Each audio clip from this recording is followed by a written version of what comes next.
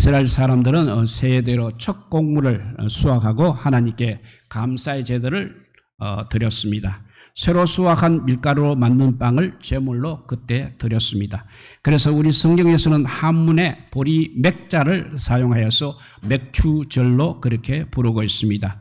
성경에서는 이 맥추절의 이름이 다양합니다. 칠칠절, 오순절, 또 처음 익은 열매를 드리는 날 등 이렇게 다양한 명칭으로 불리고 있습니다. 성경에서 맥추절이 여러 가지 이름으로 불리고 있다는 것은 맥추절의 역사가 그만큼 오래되고 맥추절의 명칭이 시대에 따라서 여러 가지로 바뀌었기 때문에 그렇습니다. 한국교회에서는 7월 첫째 주일을 항상 맥추절로 지키고 있습니다. 맥추절은 성탄절, 부활절, 그리고 추수감사절과 함께 우리 교회의 4대 절기로 지키는 정말로 중요한 명절인 것입니다. 이 시간에 성경적인 맥추절의 의일한 제목으로 함께 은혜를 받고자 합니다.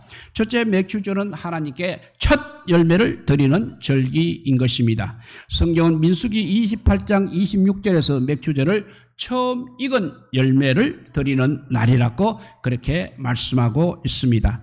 여기서 처음 익은 열매라는 것은 말 그대로 첫 열매를 말하고 있습니다. 그러므로 맥추절은 수확한 첫 열매를 하나님께 드리는 절기가 되겠습니다. 첫 열매를 하나님께 드리는 데는 몇 가지 신령한 뜻이 담겨져 있습니다.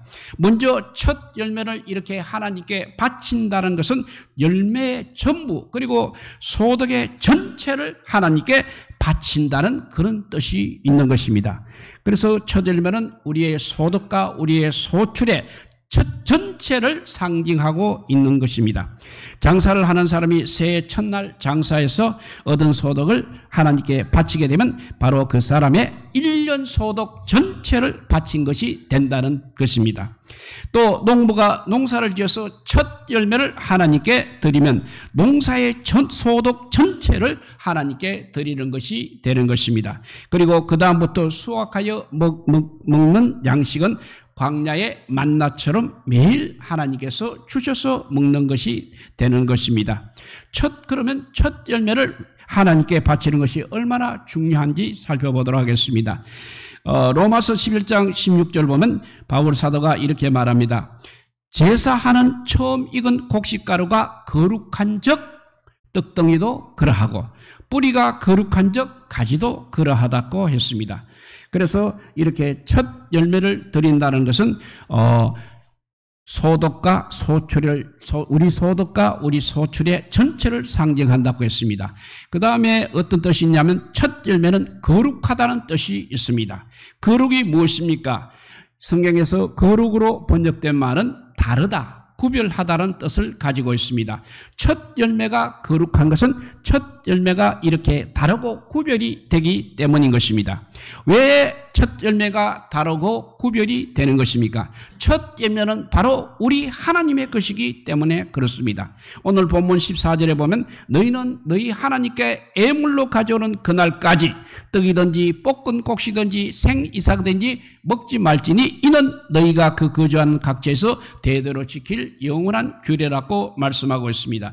그러니까 첫 열매를 하나님께 드리기 전에는 수확한 곡물을 사사로이 먹거나 즐겨서는 안 된다는 말씀이 되겠습니다. 그래서 잠언 3장 9절에서 10절에 보면 너의 재물과 너의 소산물의 처음 익은 열매로 여호와를 공경하라. 그리하면 너희 창고가 가득히 차고 너희 포도주 틀에 새 포도즙이 넘치리라고 말씀하고 있습니다. 이렇게 우리가 첫 열매를 하나님께 드려야 하나님께서 우리의 곡식 창고와 범사에 차고 넘치도록 복을 주신다는 말씀인 것입니다. 첫 열매를 하나님께 드린다는 것이, 바친다는 것이 얼마나 중요한지 우리는 가인과 아벨의 제사를 보면 알 수 있습니다. 가인과 아벨은 인류의 조상인 아담의 아들로 가인이 형이고 아벨이 동생입니다. 가인은 농사를 지었기 때문에 그냥 농산물을 제물로 하나님께 제사를 드렸습니다. 그리고 아벨은 양을 쳤기 때문에 양의 첫 새끼를 제물로 하나님께 제사를 드렸습니다. 그런데 하나님께서 아벨의 제사와 제물만 받으시고 가인의 제사와 제물은 받지 아니하셨습니다. 하나님께서 왜 아벨의 제사와 제물만 받으시고 가인의 제사와 제물은 받지 않으셨냐 하면 그것은 바로 제물 때문입니다. 아벨은 구별하여 첫 열매인 양의 첫 새끼를 제물로 드렸습니다. 그렇지만 가인은 농산물의 첫 열매를 드리지 않았다는 것입니다. 가인도 그가 수확한 농산물 중에서 제일 좋은 것으로 제물로 드리기는 했을 것입니다. 그러나 첫 열매가 아니어서 하나님께서 받지 아니하셨습니다. 왜냐하면 첫 열매를 드리지 않았기 때문입니다. 가인과 아벨의 제사에서 우리가 주목해야 할 말씀은 땅의 소산이나 양의 새끼가 양이 아니라 첫 새끼라는 표현인 것입니다. 땅의 소산이나 양이 아니라 첫 새끼라는 표현이 우리가 주목해야 할 말씀입니다. 아벨은 첫 열매인 양의 첫 새끼를 드렸습니다. 그렇지만 가인은 첫 열매를 드리지 않았기 때문에 하나님께서 가인의 제사와 제물은 받지 아니하셨던 것입니다. 첫 열매는 에덴 동산의 선악과처럼 성도의 믿음을 시험하는 어떤 시금석이 되는 것입니다. 사람이 기쁨이 있을 때 우리는 누구를 먼저 생각합니까? 사랑하는 사람을 생각할 것입니다. 그리고 기쁨과 영광도 사랑하는 사람과 함께 나누기를 원하는 것입니다. 기쁜 일이 있을 때 부모를 사랑하게 되면 부모님을 생각합니다. 남편이나 아내를 사랑한다면 남편과 아내를 생각할 것입니다. 그러면 믿음이 진실한 성도는 기쁘고 즐거운 일이 있을 때 누구를 생각해야 합니까? 하나님을 생각해야 하는 것입니다. 땀 흘려 농사를 짓고 첫 열매를 거두었을 때 첫 열매를 얻은 기쁨을 누구와 나누고 첫 열매를 누구에게 드려야 하는 것입니까? 첫 열매를 얻은 기쁨을 우리 하나님과 나누고 첫 열매는 반드시 하나님께 드려야 하는 것입니다. 그래서 교회에서는 사업을 해서 얻은 첫 열매와 첫 소득은 하나님께 감사 예물로 드리라고 그렇게 강조하고 있는 것입니다. 첫 열매를 하나님께 드린다는 것은 소득 전체를 하나님께 드리고 귀한 것을 하나님께 드린다는 뜻이 있기 때문에 그렇습니다. 사업을 하든지 농사를 짓든지 첫 열매는 반드시 하나님께 드려야 하는 것입니다. 맥주전은 이렇게 첫 열매가 소득과 소출의 전체를 상징하고 거룩한 뜻을 가지고 있기 때문에 하나님께 드리는 절기라는 것을 기억하시기 바랍니다. 두 번째, 맥주절은 하나님의 은혜를 감사하는 마음으로 지키는 절기가 되겠습니다. 신약의 맥주절의 신약 용어는 오순절입니다. 오순절의 명칭은 오순절의 헤라라 명칭은 펜테코스테입니다. 펜테코스테는 제50이라는 뜻이 있습니다. 그래서 우리 성경에는 한문으로 다섯 오자와 열흘이라는 순자를 사용해서 오순절로 이렇게 번역을 하고 있습니다. 오순절은 그러니까 50일째 되는 날에 지키는 절기라는 뜻입니다. 이스라엘에서 여름 추수 기간은 50일 정도 됩니다. 여름 추수는 6월절 기간에 이제 보리 추수로 시작을 해서 밀 추수로 끝이 나는 것입니다. 6월절 기간 중에 최초로 보리단을 드린 후 50일째 되는 날에 이렇게 맥주절을 지키기 때문에 오순절이라고 명칭한 것입니다. 농부가 아무리 좋은 씨앗을 뿌리고 아무리 정성을 들여 가꾸어도 우리 하나님께서 도와주시지 않으신다면 풍년과 풍성한 소출은 기대할 수 없는 것입니다. 왜냐하면 하나님께서 때에 맞게 적당한 온도와 햇빛과 비를 주셔야 농작물이 잘 자라고 그리고 풍성한 열매를 얻을 수 있기 때문입니다. 사업도 마찬가지로 하나님께서 복을 주셔야 잘 되는 것입니다. 맥주절은 지난 반년 동안 우리 가정과 우리 자녀를 지켜주시고 우리 사업에 복을 주신 하나님의 은혜에 감사하는 마음으로 지키는 절기입니다. 어떤 사람이 하나님께 감사합니까? 성공하고 출세하고 돈이 많은 사람이 감사합니까? 사람이 돈이 많고 행복하다고 감사하는 것은 아니라는 것입니다. 감사하는 것은 믿음이 있어야 감사할 수 있는 것입니다. 죄에서 구원받아 하나님의 자녀와 천국 백성 된 것을 믿는 사람이 바로 하나님께 감사하는 것입니다. 그리스도인은 가난해도 때도 감사해야 합니다. 고난과 역경 중에도 그리스도인은 감사해야 하는 것입니다. 왜냐하면 죄에서 구원받고 천국과 영생을 얻는 것보다 이 세상에 더 큰 축복은 없기 때문에 그렇습니다. 그리스도인은 죄에서 구원받고 천국 백성이 되었다는 그 한 가지 이유만 가지고도 평생 하나님께 감사를 해야 하는 것입니다. 사업이 잘 됐으면 잘된 대로 감사하십시오. 사업이 안 되어서도 감사해야 하는 것입니다. 기쁘고 형통할 때만 감사하는 것은 참된 감사가 될 수 없는 것입니다. 고난 중에도 드리는 감사야말로 진짜 감사이며 참된 감사인 것입니다. 감사는 하나님의 더 큰 은혜와 복을 받는 비결인 것입니다. 맥주전은 하나님의 은혜에 감사하는 마음으로 지키는 절기라는 것을 반드시 기억하시기 바랍니다. 이렇게 하나님의 맥주절은 하나님의 은혜에 감사하는 마음으로 지키는 절기라고 했습니다. 세 번째 맥주절에는 수확의 기쁨을 반드시 가난한 사람들과 함께 나누어야 하는 것입니다. 하나님께서는 그래서 레위기 19장 9절에서 10절에 보면 너희의 땅에서 곡식을 거둘 때 너는 밭 모퉁이까지 다 거두지 말고 너의 떨어진 이삭도 주지 말며 너의 포도원의 열매를 다 따지 말며 너의 포도원에 떨어진 열매도 주지 말고 가난한 사람과 거류민을 위하여 버려두라고 말씀하셨습니다. 곡식을 벨 때 다 베지 말라는 것입니다. 왜냐하면 가난한 사람을 위하여 밥 모퉁이를 남겨두라는 것입니다. 땅에 이삭이 떨어지거든 가난한 사람을 위하여 주지도 말라는 것입니다. 포도나 과일을 딸 때 다 따지 말고 가난한 사람을 위하여 남겨두라는 말입니다.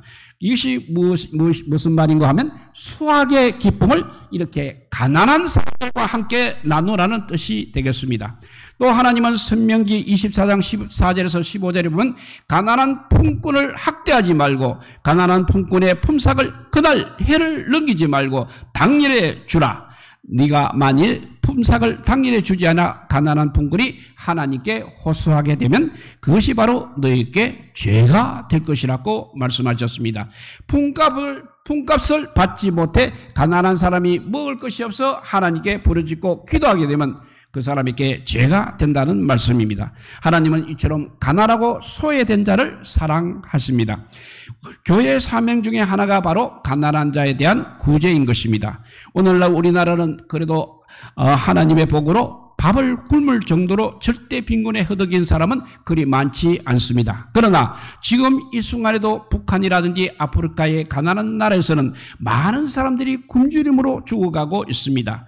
사단법인 국제기아대책기구의 통계에 의하면 세계에서는 1시간에 1,400명, 하루에 35,000명, 1년에는 1,300만 명이 굶주림으로 죽어가고 있다고 합니다. 오늘날 젊은 세대나 청소년 중에는 가난과 배고픔의 고통을 모르는 사람들이 많이 있을 것입니다. 그러나 우리나라도 일제시대와 6.25 사변과 보리고기를 경험하신 분들은 가난과 굶주림이 얼마나 고통스러운지를 너무나 잘 알고 있습니다. 그런데 우리 하나님은 가난한 자의 그 고통을 알고 계십니다. 그래서 추수의 기쁨을 이렇게 가난한 자와 함께 나누라고 말씀하신 것입니다. 사람이 나 쓸 거 다 쓰고 나 하고 싶은 거 다 하고는 도저히 구제나 선행을 할 수 없는 것입니다. 가정에서 우리 자녀들에게 쓰고 우리의 체면과 우리의 허영심을 위해서 낭비한 농비한 돈들을 조금만 절약하게 되면 굶주림으로 죽어가는 많은 생명을 구할 수 있는 것입니다. 천국의 부자는 재물을 많이 소유한 사람이 아니라 재물을 바로 하나님의 뜻에 합당하게 사용한 사람이 천국의 부자입니다. 그리스도인은 이렇게 돈을 가치 있게 써야 합니다. 하나님이 기뻐하시는 것에 반드시 써야 하는 것입니다. 수전노처럼 물불을 가리지 않고 돈만 긁어모으는 사람들을 한번 잘 관찰해 보시기 바랍니다. 그런 사람치고 말년이 좋은 사람이 없다고 합니다. 사기를 당하든지 또 자식이 망하든지 둘 중에 하나라는 것입니다. 추수를 하거나 기쁜 일이 있을 때는 가난한 사람들과 기쁨을 함께 나누어야 하는 것입니다. 맥주절은 수확의 기쁨을 이렇게 가난한 사람과 함께 나누는 절기라는 것을 우리가 기억하시기 바랍니다. 네 번째 이제 중요한 것은 맥주절을 맞이하여 살과 같은 이런 식량 작업에 힘써야 한다는 것입니다. 오늘날 우리나라는 이제 산업의 발달과 물질의 풍요성에서 농업의 중요성이 점차 잊혀져 가고 있습니다. 심지어 일부에서는 농업을 경멸하는 풍조까지 일어나고 있다고 합니다. 그런데 인간의 생존에 꼭 필요한 3대 요소가 무엇입니까? 바로 의식주입니다. 인간 생존에 꼭 필요한 3대 요소는 어복과 음식과 집이라는 뜻입니다. 그러나 생존에 절대적으로 필요한 것은 꼭 하나 음식밖에 없는 것입니다. 초기 우리 인류의 시조들은 집도 없고 업도 없이 살았습니다. 인간은 옷과 집이 없어도 살아갈 수는 있습니다. 그렇지만 음식이 없으면 생존은 불가능한 것입니다. 금덩이나 보물은 없어도 생존에 지장이 전혀 없습니다. 그렇지만 먹을 양식이 없게 되면 생존이 불가능하게 되는 것입니다. 양식은 이렇게 생명의 에너지이며 생존의 절대 조건인 것입니다.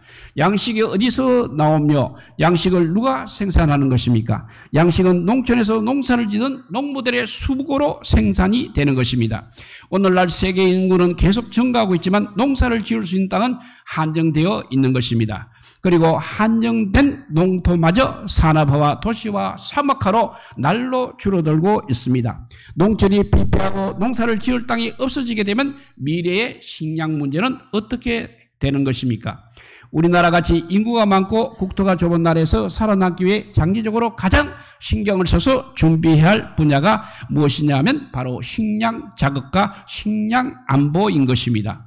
농토가 산업화 도시화로 잠식되고 경쟁력이 없다는 이유로 농사를 포기하게 되면 식량을 전량 외국에서 수입하게 되는 것입니다. 우리나라의 농업 기반이 무너져서 식량을 수입에 의존하게 되면 우리 국민의 생존권은 세계 곡물 시장을 좌지우지하는 거대한 곡물 메이저의 손에 넘어가게 되는 것입니다. 그래서 식량 작업이 얼마나 중요한 것입니까? 그러므로 식량의 작업이야말로 경제성을 떠나라 국방과 국가 안보 차원에서 반드시 이루어내야 할 민족적 생존의 과제인 것입니다. 미래에 닥칠 인류의 대재앙은 핵전쟁이나 질병이 아니라 인구 증가와 식량 자원의 고갈이 될 것입니다. 그러므로 우리 민족의 미래를 위해서 식량 작업보다 중요한 과제는 없다고 할 수 있는 것입니다. 식량 작업의 문제를 해결하기 위해서는 농업이 발전해야 합니다. 농업이 또 발전하기 위해서는 농업에 종사하는 농업인의 또 적당한 소득이 보장되어야 하는 것입니다. 그래서 옛날부터 농자 천하지 대본이라고 했습니다. 이 말처럼 농사 짓는 사람을 높이고 존중하는 사회가 되어야 하겠습니다. 그래야 농촌이 살아날 수 있는 것입니다. 맥주절을 맞이하여 농업의 이런 중요성까지 우리가 인식하고 식량 작업과 농업의 발전을 위해 지속적인 관심을 갖고 힘쓰고 노력하셔야 한다는 것도 우리가 기억해야 할 것입니다. 이제 말씀을 정리해 봅니다. 맥주절은 첫 열매를 하나님께 드리는 절기라고 말씀드렸습니다. 농사를 짓든지 사업을 하든지 첫 열매는 하나님께 드려야 한다는 이 사실, 이 진리를 기억하시기 바랍니다. 두 번째, 맥주절은 하나님의 은혜에 감사하는 마음으로 지키는 절기라고 말씀드렸습니다. 감사할 줄 아는 사람이 하나님의 은혜와 하나님의 복을 받는 것입니다. 우리 그리스도인은 평생 하나님의 은혜에 감사하며 살아야 한다는 것을 반드시 기억하시기 바랍니다. 세 번째는 맥주절은 수확의 기쁨을 가난한 사람과 함께 나누는 절기라고 말씀드렸습니다. 수확이나 기쁜 일이 있을 때는 항상 가난한 사람과 기쁨을 나눠야 한다는 것 역시 기억해야 할 것입니다. 마지막 네 번째는 맥주절을 맞이하여 우리는 농업의 중요성을 다시 한번 깨닫고 식량 작업에도 힘써야 한다고 말씀드렸습니다. 맥주절을 맞이하여 하나님의 은혜에 감사하고 뜨거운 태양 아래서 농사를 지어 양식을 공급하는 고향과 농촌에 사는 부모 형제와 부모 형제의 노고에 감사하는 성도 여러분들이 다 되시기를 우리 주님의 이름으로 축복드립니다. 기도하겠습니다. 사랑의 하나님 감사합니다. 우리에게 먹을 것을 이렇게 허락하여 주셔서 오늘날 이렇게 풍족한 생활을 할 수 있게 하여 주시는 은혜에 감사합니다.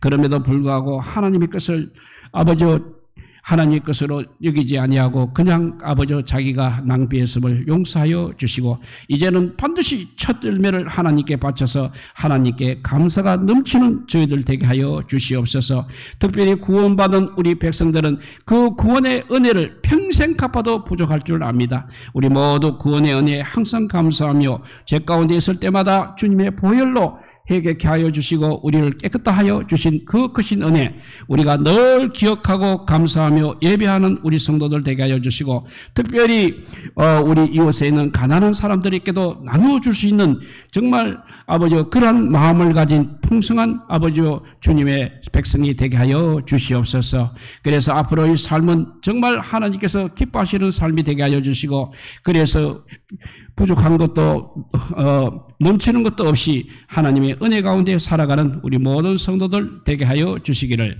간절히 빌고 원하올 때 이 모든 말씀 아무 공도 없으나 우리 구주 예수 그리스도 이름으로 기도드리옵나이다. 아멘. 찬송가 429자입니다. 세상 보는 풍파